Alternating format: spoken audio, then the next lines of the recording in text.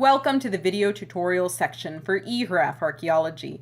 I'm Elisa Jordan, and I'll be your guide. In this video, I'm going to introduce OCM subjects by showing you how to browse OCM subject profiles in eHRAF Archaeology. These subjects are good for a variety of things beyond HRAF collections. The OCM schema is useful for indexing museum collections, indexing field notes, shorthand for note-taking in class, or even indexing one's own photo collections. Let's go straight to the main page.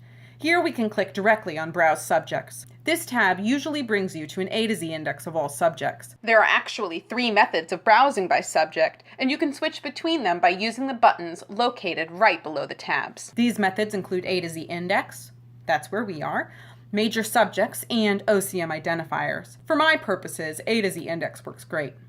Let's use the example of the subject death to illustrate how to browse the collections. At the Filter index box, I begin typing in death.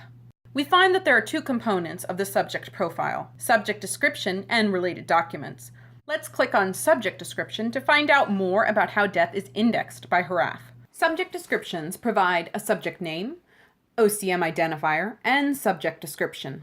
The OCM identifier in this case is 760, and the subject description reads, general statements dealing with several distinct aspects of death, including ideas about death and with practices which accompany and follow the occurrence of death. It also indicates to me that if I'm interested in learning about beliefs concerning a life after death, I should look at eschatology. Because HRAF subjects are organized in a hierarchy, many subjects also have a broader subject subheading, which is visible in the subject description here. In this case, it's 014, health, illness, medicine, and death. The subject description also includes narrow subjects, in this case, burial practices and funerals, cult of the dead, and more, which are narrower subject categories that allow us to make our search more specific if we so choose. Finally, we see related subjects like avoidance and taboo.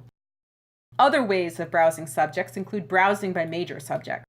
As I discovered in the subject description tab for death, the major subject for death is health, illness, medicine, and death. When I click on it, I see that it contains 3 major subheadings. Along with death, the major subject includes health and welfare, as well as sickness. I can go directly into the subject descriptions and related documents for these subheadings right here. Finally, you can locate and browse subjects using OCM numerical identifiers. In this case, the OCM identifier for death is 760, and so I navigate to the 700. Browsing in this way allows you to see each category in numerical order, with its subcategories beneath it. It can be very useful for discovering more information about the HRAF subcategorization of topics you are interested in, which may point you to narrower codes, which better qualify your searches and will help hone your results. It's a great idea to go through and explore the subjects in each of these ways so that you can have a sense of how our database organizes and indexes texts in a paragraph-by-paragraph basis. That's it for browsing by subject description in eHRAF Archaeology. We hope this tutorial was helpful for you. Check out our other tutorials and stay in the loop or contact us by checking out our homepage and linking up with us on Facebook and Twitter.